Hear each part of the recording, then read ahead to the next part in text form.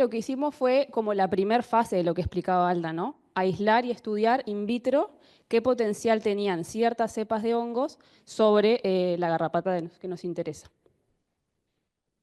Entonces, bien, a grandes rasgos, para explicar una de las cosas posteriores, em, la garrapata, ¿sí? Tiene como la barrera exterior, que no es piel, se llama cutícula, ¿sí?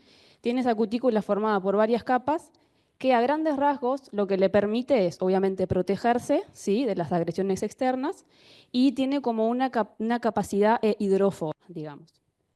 Eso recuérdenlo porque ahora lo vamos a ver a continuación para entender cómo actúan los hongos.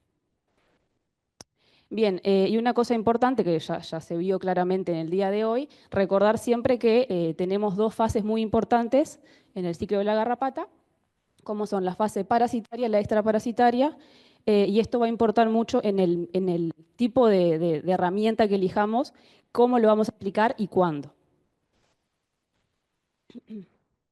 Entonces, bien, esto ya también lo pasamos rápido para no demorarnos más porque ya lo vimos.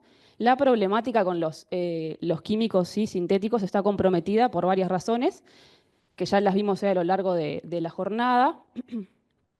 Entonces, deben haber herramientas alternativas, pero acá yo quiero hacer un parate. O sea, tienen que ser herramientas que no sean pensadas como mágicas, entonces como que salen los hongos y los hongos funcionan, y ahora la vacuna. Y la vacuna, nada va a ser magia, ni va a ir más rápido que la garrapata, digamos. Entonces tienen que conocerse todas las herramientas posibles, saber cómo usarlas y cuándo, para usarlas dentro de un manejo integrado, ¿sí? Consciente. Y no hay recetas acá. Entonces, bien, desde bueno, el MIP, este manejo integrado, lo que se busca es obviamente, primero, intentar con las herramientas más suaves, digamos, como pueden ser, bueno, medidas de prevención, como controlar los ingresos de los animales al predio, o controlar los alambrados, obviamente, hacer dentro de lo posible, ¿sí? Rotación o descanso de potreros, sabiendo cuánto es la duración de la fase extraparasitaria, que puede llegar a 13 meses, teniendo eso en claro.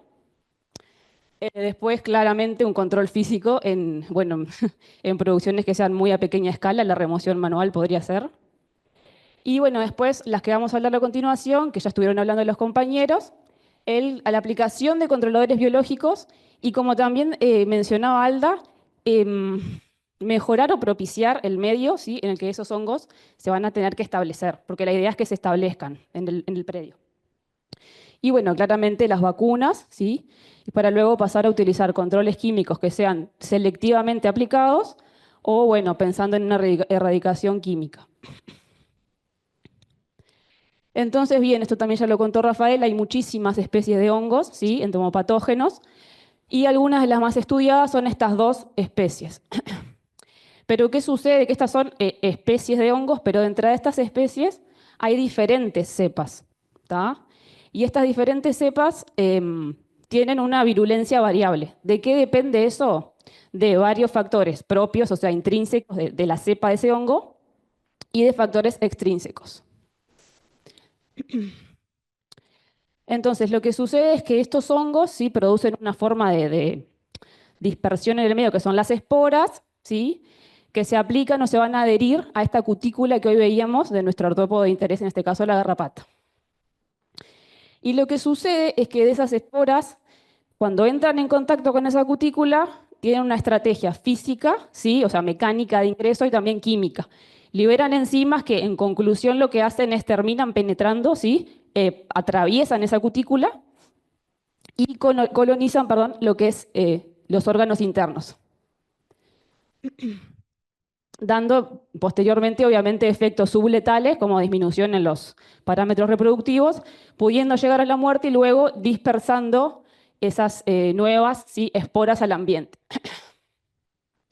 ¿Cuáles son las ventajas? Algunas de las ventajas y algunas de las desventajas de estos hongos. Lo que ya decíamos, hay numerosas cepas. En el trabajo que comentaba Alda, estudiaron varias cepas, ¿sí? Y tienen obviamente diferente adaptación al hospedador y tienen diferentes requerimientos, ¿sí? ambientales. Otra cosa que está buena es que se pueden usar en mezclas con drogas, pero en dosis menores a las recomendadas. También pueden causar efectos, ya lo dijimos, ¿sí? subletales, Pero como desventajas, ¿qué sucede? Que los hongos son organismos vivos, entonces tienen sus propios requerimientos, ¿no? De humedad, de temperatura, de luz ultravioleta, etcétera. Entonces necesitan ciertas condiciones específicas para poder sobrevivir, ser eficaces. Otra desventaja es que claramente necesitan un tiempo para hacer todo ese proceso que vimos. Entonces no tienen efecto volteo.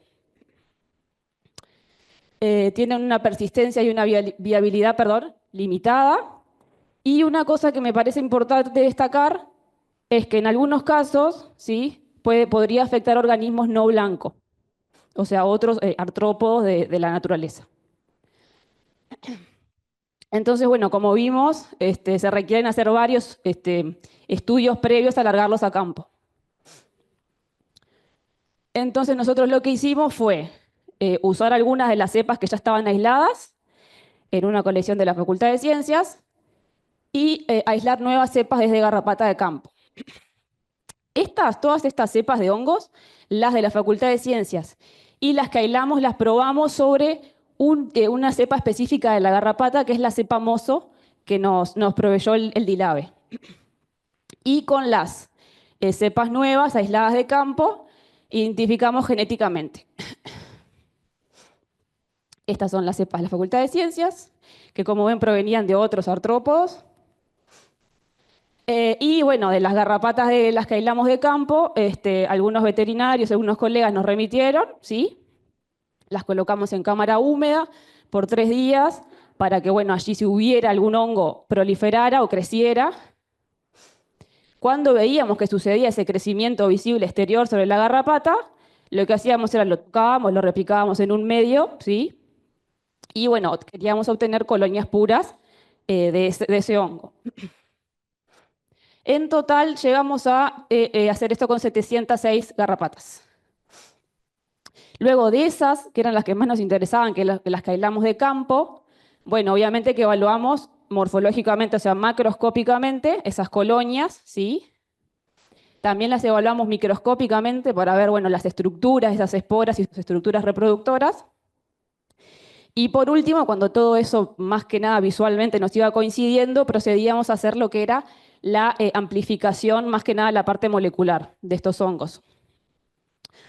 Realizábamos todos los pasos de la genética, la biomolecular, ¿sí? Con un target de varios genes, y luego lo comparábamos con la base de datos de genes de estos hongos disponibles en estas bases de datos.